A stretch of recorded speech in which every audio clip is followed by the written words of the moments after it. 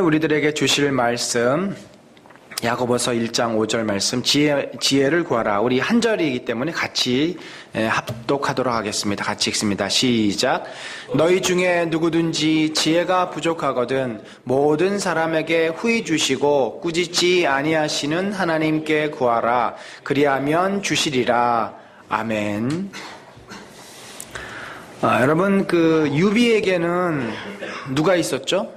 유비 옆에는 제갈공명이 있었습니다. 제갈량이라고도 보통 부르는데 이 제갈공명을 얻기 위해서 유비가 삼고초려를 하지 않습니까? 다윗에게는 그러면 누가 있습니까? 다윗에게는 후세가 있습니다. 후세라고 하는 그 지혜자가 있었습니다. 그러면 우리 이 남자 성도님들에게는 누가 있습니까? 바로 마누라가 있습니다. 부인의 이야기를 잘 들어야 인생이 만수무강할 줄로 믿습니다. 그러면 또 우리 부인들에게는 누가 있을까요? 이웃집 언니가 있죠, 언니. 참 우리 사람들은 자기가 인생에 부딪히는 문제들을 고민들을 해결하기 위해서 누군가를 찾습니다. 심지어 사람들이 요즘도요, 점을 보러 얼마나 많이 다니는지 모릅니다. 그 점 같은 거 참 어떻게 보면은 별로 이렇게 신통한 게 아닌데도 마음이 불안하니까 가서 도대체 내 인생이 내 문제가 어떻게 풀어질까, 어떻게 돼야 되나, 그걸 듣기 위해서 점집을 찾아갑니다. 우리가 오늘 읽은 이 말씀, 지혜가 부족하거든 후히 주시고 꾸짖지 아니하시는 하나님께 구하라. 보통은 이제 입시철에 가장 많이 들려주는 말씀이기도 한데, 물론 이 말씀이 시험을 잘 볼 수 있는 어떤 능력이 생기는 말씀은 결코 아닙니다. 물론 이런 건 있을 수 있어요. 우리가 이제 이 말씀을 또 묵상할 때 지식과 혼동이 될 수도 있지만, 그러나 지혜가 생기면 시험 볼 때 마음이 흔들리지 아니하고 담대한 마음을 가지고 자기가 비록 공부한 게 별로 없어도 담대하게 흔들림 없이 이렇게 시험을 잘 볼 수는 있을 줄 압니다. 지혜란 무엇입니까? 지혜란 것은 사실은 분별력, 판단력입니다. 지혜로운 자다라고 하는 것은 모든 그 상황에 맞게 판단하고 대처하는 것을 말하죠. 그러면 무엇에 대한 판단력과 분별력인가? 나에게 얼마나 이익이 될 것인가, 나에게 얼마나 손해가 될 것인가, 그것에 대한 판단력이라고 볼 수는 없습니다. 오히려 무엇이 선이고 무엇이 악인가, 선과 악에 대한 그 분별력, 판단력이 바로 지혜다. 하나님의 뜻대로 사물을 분별하고 하나님의 뜻 안에서 행할 수 있는 능력, 그것이 바로 지혜다라고 우리는 말할 수 있습니다. 그래서 잠언서에서는 지혜를 인격으로 묘사합니다. 지혜는 하나의 죽어있는 지식이 아닙니다. 정보가 아닙니다. 지혜는 바로 하나님의 마음을 품는 것이고 하나님의 뜻 안에 머무를 수 있는 것이 지혜입니다. 그래서 성경에서 최고의 지혜자는 누구입니까? 바로 예수 그리스도십니다. 예수 그리스도의 생애를 보면은 지혜로 시작해서 지혜로 맞춰지는 것을 봅니다. 주님의 어린 시절, 저희가 또 역시 내일 특별히 살펴볼 말씀입니다. 그분의 삶에 항상 머물러 있었던 것이 뭐냐면 지혜입니다. 그 지혜가 잘하더라. 어린 시절부터 주님은 하나님의 뜻과 마음을 품었습니다. 그리고 그는 드디어 공생애를 시작할 때 가장 먼저 시작하자마자 위기를 당하죠. 어떤 위기를 당합니까? 이 사탄의 시험을 받습니다. 그것도 3번이나 큰 시험을 받아요. 그는 그 순간에 하나님의 말씀으로 지혜롭게 그 위기를 잘 대처해 나갑니다. 사실 사탄이 예수님에게 주었던 시험은 평생 그분의 사역 내내 계속 따라옵니다. 사람들이 예수님을 찾습니다. 왜 찾을까요? 요즘으로 말하면은 구름대와 같은 그 많은 팬들이, 사생 팬들이 예수님을 뒤쫓아 다니는 겁니다. 예수님이 갈릴리 호수를 건너가면 어느새 이 사람들이 뺑 돌아가지고 예수님이 계시는 그곳까지 몰려와요. 팬클럽이 결성이 되고, 왜 이렇게 사람들이 예수님을 따라다닙니까? 그를 대통령으로 출마시키려고 하고 국회의원으로 내보내려고 하고, 왜 그래요? 그 밑에 있으면 뭔가 얻어먹을 것이 많이 있을 것이라고 생각했기 때문에 예수님은 그들에게 말했습니다. 너희가 나를 따르려고 하는 것은 너희가 배부른 까닭이라. 나로 말미암아 무언가 얻어먹을 것이 있기 때문에 너희가 나를 이렇게 따라다니는구나. 그러면서 예수님은 그들의 그 유혹, 세상의 권력과 세상의 인기와 세상의 성공을 따르라고 요구하는 그들의 유혹을 단호하게 물리치시고 한적한 곳으로 물러나시고 그곳에서 또 하나님의 은혜를 구하고 하나님의 뜻을 묻습니다.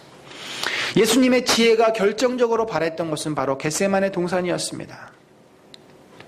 겟세마네 동산에서 예수님은 드디어 이제 로마 군병에게, 이 제사장들의 군인들에게 먼저 잡혀가고 결국은 십자가의 그 고통스러운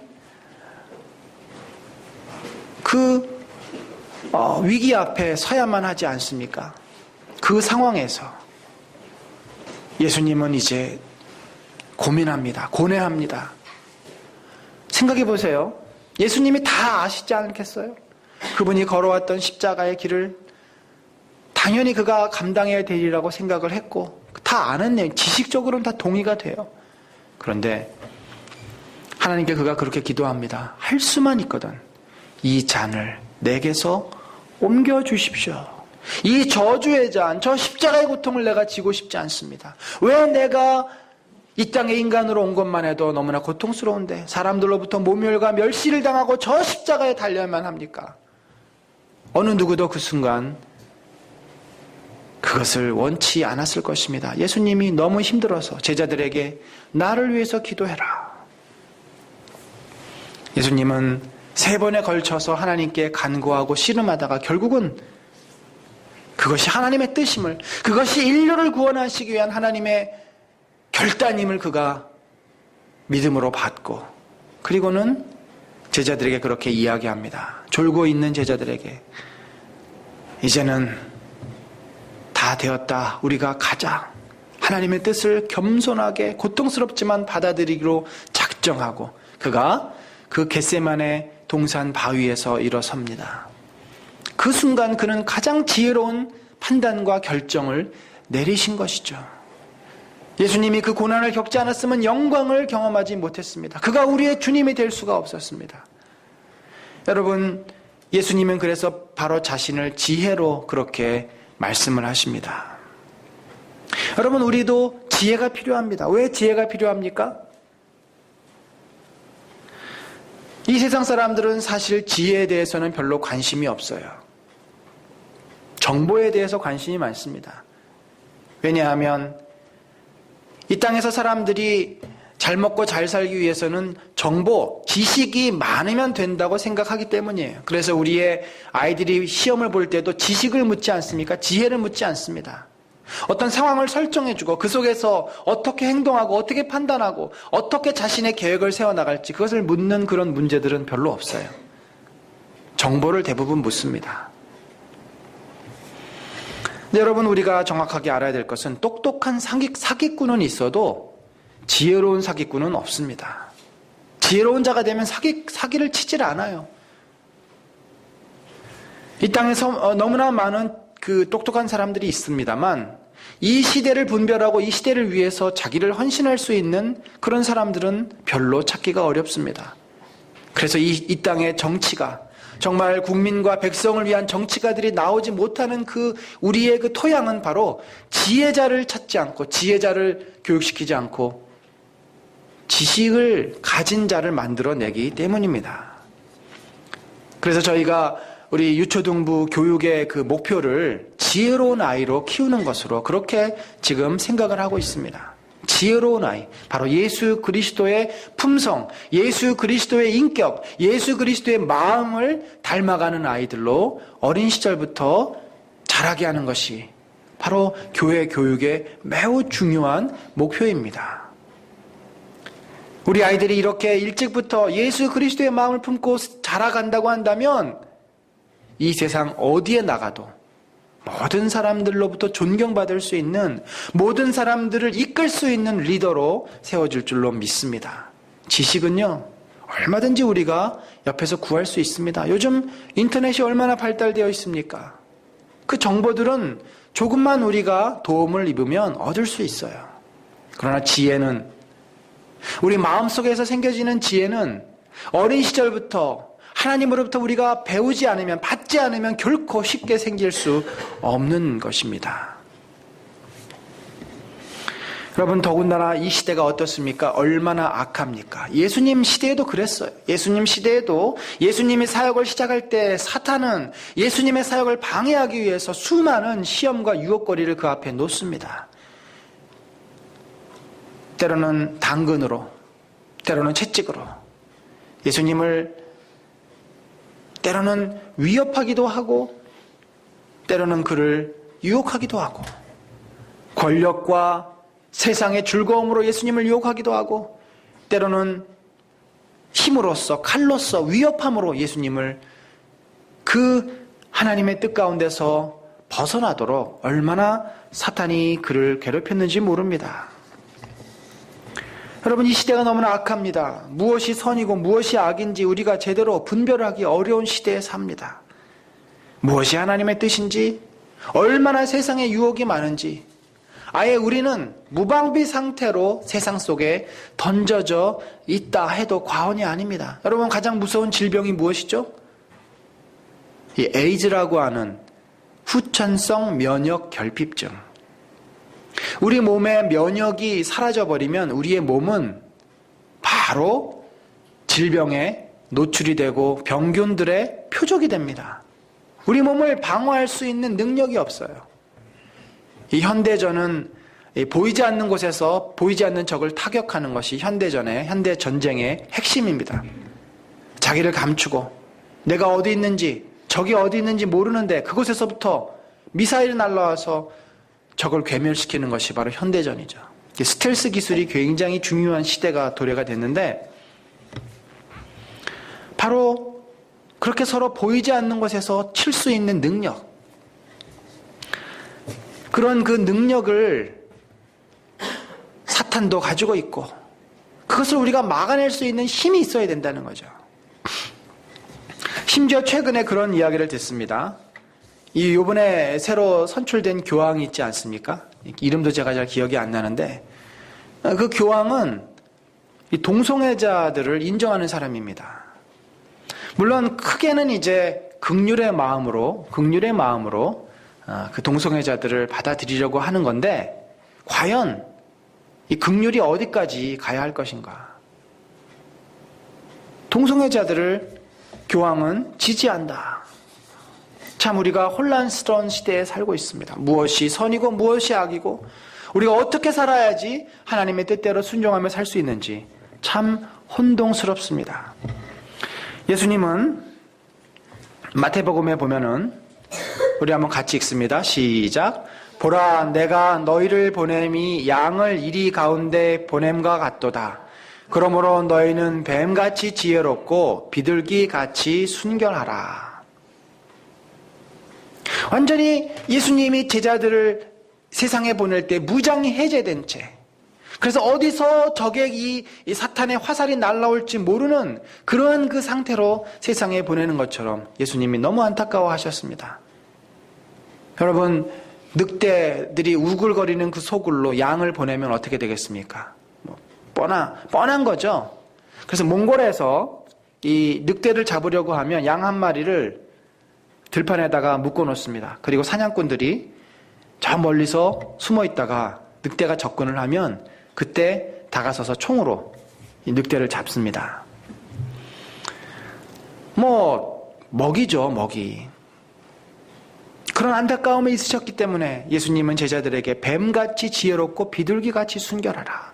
뱀은 원래 이 악한 이 사탄의 상징물 아니겠습니까? 왜 이 뱀이 악하게 묘사가 되는가? 바로 아담과 하와를 유혹했던 그 장면을 한번 보세요. 얼마나 뱀이 교묘하고 또 지혜롭게 접근을 합니까? 하나님께서 저 선악과를 따먹지 말라고 하셨니? 의문을 제기해요. 문제 제기를 합니다. 하나님께서는 저 선악을 아는 나무의 실과를 따먹지 말라고 하셨다라고 결론을 이미 내려진 것인데 거기에 의문을 제기합니다. 그래서 이미 다 아는 사실도 의문을 제기하면 의심이 가요. 정말 그런가? 아담과 하와가 늘 마음에 그것이 약간 불만이 있었는데 의문을 제기하니까 정말 그랬나? 라는 의심을 품기 시작하는 거죠. 분명 뱀은 지혜로운 동물로 묘사가 됩니다. 악한 사단에게는 지혜가 있었습니다. 그러나 그 지혜로운 분별력, 판단력 이런 것들은 한 가지 큰 문제가 있었습니다. 그것이 뭡니까? 순결하지 못한 거죠. 거룩하지 못했다는 이야기입니다. 죄와 또 선을 분별하지 못하고 그것을 혼용해서 쓰는, 그래서 예수님은 순수하고 거룩하여라 하는 의미에서 순결까지 구할 것을 말씀합니다. 비둘기처럼 순결하라. 바울은 우리에게 세월을 아끼라라고 하고 지혜의 모습을 또 이야기합니다. 사탄이 얼마나 우리의 시간을 빼앗아 갑니까? 그냥 가만히 있으면 눈 깜짝할 사이에 시간이 흘러갑니다. 벌써 1월 3일 2014년도가 이틀이 지나고 3일째 되었습니다. 이렇게 또 한 주간이 지나고 1월이 지나고 2014년도도 흘러갈 것입니다. 우리가 시간을 구해내지 아니하면, 우리가 정말 마음에 불을 켜고서 내가 그 지혜롭게 살지 않으면 내 인생은 어느덧 내 것이 아니게 됩니다. 성도로서 하나님의 자녀답게 살기 위해서는 우리에게 지혜가 필요합니다. 2014년도 어떻게 우리가 하나님의 지혜를 얻을 수 있겠습니까? 우리 로마서 12장 2절 한 번 더 읽어봅니다. 시작. 너희는 이 세대를 본받지 말고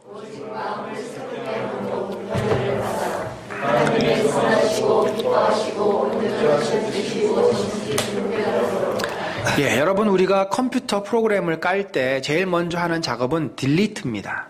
이전의 프로그램을 삭제해버려요. 그래야지만 새로운 프로그램도 깔리고 또 업데이트도 될 수 있는 거죠. 이미 우리는 나 나름대로의 지식과 지혜가 있습니다. 내 경험이 있어요. 그것이 다 종합이 되어서 나름대로의 최선의 어떤 판단력들을 가지고 있습니다. 근데 문제는 내가 가지고 있는 지혜, 지식, 경험, 판단, 여기에 문제가 있다는 거죠. 그것이 잘못될 수 있다는 것입니다. 왜요? 우리가 불완전한 죄인이기 때문에. 항상 우리는 충돌해요. 하나님의 뜻과 내 생각, 내 경험과 충돌을 합니다. 그런데도 불구하고 우리는 하나님의 뜻보다는 내 경험과 내 생각을 따라요. 그리고 나서 후회합니다. 이것이 인간의 어리석음인데, 우리가 끝까지 내 생각, 내 경험, 내 판단을 주장하고 그대로 살아갔을 때 하나님의 지혜를 얻기가 어렵습니다. 왜 솔로몬은 그의 잠언에서 내 아들아 지혜를 구하라, 지혜를 구하라, 지혜의 소리를 들어라, 왜 그렇게 목 놓아 외칩니까? 지혜는 우리 안에 있는 것이 아닙니다. 이 죄인들에게는 지혜가 있지 않습니다. 지혜는 하늘로부터 오는 것입니다. 하나님께서 주시는 거예요. 지혜는 단순히 물론 판단력, 분별력이지만 그 속에는 믿음도 있어야 하고요. 지혜 속에는 은혜도 있어야 해요. 지혜는 하나의 객관적인 말씀일 때도 있지만 그것이 내 삶에 들어와서 나를 움직이기 위해서는 하나님의 특별한 은혜가 필요합니다. 따라서 내 생각과 내 경험, 그것이 뭐예요? 이 세대죠. 이 세대를 본받지 마라. 이 시대에 시대 정신이 있어요. 대세라는 것이 있습니다. 우리는 늘 그렇게 생각해요. 대세를 따라야 하지 않겠는가? 여러분, 우리 크리스찬들은요, 믿음의 사람들은요, 대세를 거스를 줄 아는 사람들입니다. 진정한 지도자, 진정한 리더는 대세를 따라가는 것이 아니라 대세를 이끌고 가는 자들입니다. 세상 사람들이 다 그것을 하더라도 나는 그것을 하지 않을 수 있는 자기 확신과 소망과 그 비전이 있는 사람이 그 시대를 끌고 갈 수 있는 거예요. 남들이 한다고 해서 왜 그것을 해야 되는지 알지 못한 채 똑같이 한다면 우리는 세상의 흐름 속에 파묻히게 됩니다. 아이들을 교육시키는 거, 직장에서 일하는 거, 이 모든 것들이 그렇습니다. 세상 사람들의 기준에 맞추어서 그 사람들이 원하는 대로 따라가면 우리는 세상에서는 인정받을지 몰라도 하나님의 사람으로 하나님께서 기뻐해 주시는 지혜로운 자로 설 수가 없습니다. 이 세대는 악한 세대입니다. 망할 세대입니다. 세상 사람들은 망할 곳으로 가고 있습니다. 하나님의 뜻을 싫어합니다. 하나님을 거역합니다. 그래서 우리는 이 시대를 따라서는 안 됩니다. 그러면 오직 마음을 새롭게 함으로 변화를 받아라. 그렇죠. 내 안에 있는 경험과 내 지식과 내 지혜가 늘 불완전하다는 사실을 인정하고 우리가 바뀌어야 됩니다. 이것을 위해서 우리는 기도 생활도 하는 것이고 말씀도 묵상하는 것이고 우리가 훈련을 받지 않습니까? 그랬을 때 하나님께서는 우리에게 깨닫게 하십니다. 하나님의 선하시고 기뻐하시고 온전한 뜻, 그것이 무엇인지 분별하는 것, 바로 이것이 지혜입니다. 바로 이것이 지혜입니다. 여러분, 우리가 지혜를 얻어야 하는데 지혜를 얻기 위해서는 많은 종합적인 노력이 필요해요. 하나님의 뜻이 무엇인지를 먼저 깨달아야 됩니다. 그래서 우리가 말씀을 묵상하고 말씀을 소중하게 여겨야 돼요.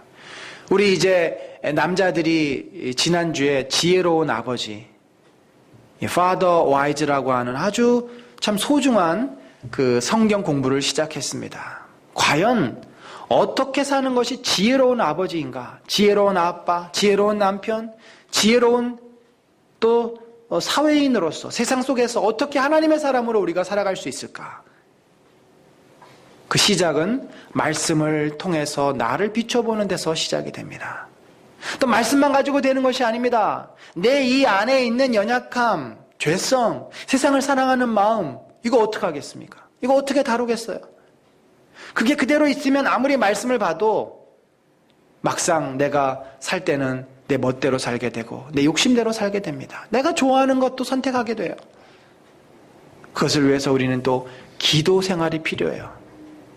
그래서 우리 남자 성도들이 같이 기도하는 어머니들 그 교재를 놓고서 우리가 만들었어요. 기도하는 아버지 해가지고 같이 한 20-30분 같이 또 기도를 합니다. 주님, 우리 마음속에 있는 이 나쁜 것들을 다 제거해 주시고 진정으로 주님 앞에서 하나님의 마음을 품는 사람이 되게 하여 주시옵소서. 이렇게 말씀과 기도를 붙잡고서 씨름을 하는 가운데 하나님의 마음도 깨달아지고 하나님의 마음도 품게 되고 하나님의 지혜를 우리가 이제는 얻게 된다는 거죠. 특별히 오늘 읽었던 우리 야고보서, 우리 다시 한번 읽어봅니다. 시작. 너희 중에 누구든지 지혜가 부족하거든 모든 사람에게 후히 주시고 꾸짖지 아니하시는 하나님께 구하라. 그리하면 주시리라. 주님은 우리가 하나님의 마음을 품고 하나님의 사람으로 이 땅에서 살기를 원하십니다. 2014년도 여전히 세상은 악하고 세상에는 많은 유혹이 있고 수많은 경쟁 속에서 우리가 어떻게 보면은 마치 늑대 가운데 보내진 양떼처럼 그렇게 하나님께서 보실 때 아슬아슬한 모습으로 우리가 또 2014년도를 맞이합니다. 무장이 해제된 채 세상에 맞서 싸우시겠습니까? 그것은 불보듯이 뻔한 일이죠. 우리는 세상을 이길 수 없습니다. 세상을 이길 힘이 나에게는 없습니다. 아무런 무기도 없습니다. 그러나 하나님께 우리가 지혜를 구하고 말씀을 통해서 특별히 기도 생활을 통해서 주님 나에게 지혜를 주십시오. 하나님의 그 선한 마음을 품게 하시고 지혜를 가지고 분별하게 하시고 내가 어떻게 행동해야 되는지 내가 어떻게 하나님의 뜻대로 순종하며 살 수 있는지 깨닫게 하여 주시옵소서. 우리가 기도할 때 주께서는 우리로 하여금 뱀처럼 지혜롭고 비둘기처럼 순결하게 하실 것이며 세상에 그 악과 맞서서 그 악을 이길 수 있는 힘도 주시고 은혜도 주시고 능력도 주실 줄로 믿습니다. 2014년도 우리들에게 똑같이 이제 363일 남았습니다. 이 남은 시간 동안 내가 이 인생을 허비하지 아니하고 주님 안에서 잘했다, 충성스러운 종아, 네가 작은 일에 충성하였기 때문에 더 귀한 것으로 너에게 맡기겠노라, 그런 또 칭찬을 받는 2014년도가 되기 위해서는 우리가 지혜가 필요합니다. 나에게 부족한 지혜, 하나님의 은혜 가운데 그 지혜를 구함으로 지혜롭게 사는 저와 여러분들 되시기를 우리 구주 예수 그리스도의 이름으로 간절히 축원합니다. 우리 이 시간에 같이 한 목소리로 기도합시다. 주님, 저에게 주님의 뜻대로 순종하며 사는 지혜가 부족합니다. 주여, 저에게 지혜를 주시옵소서. 우리 아이들이 어린 시절부터 예수 그리스도의 마음, 지혜의 마음을 품고 자라도록 축복하여 주시옵소서. 이 시간에 우리 같이 한번 자신을 위해서 또 자녀를 위해서 같이 기도하겠습니다.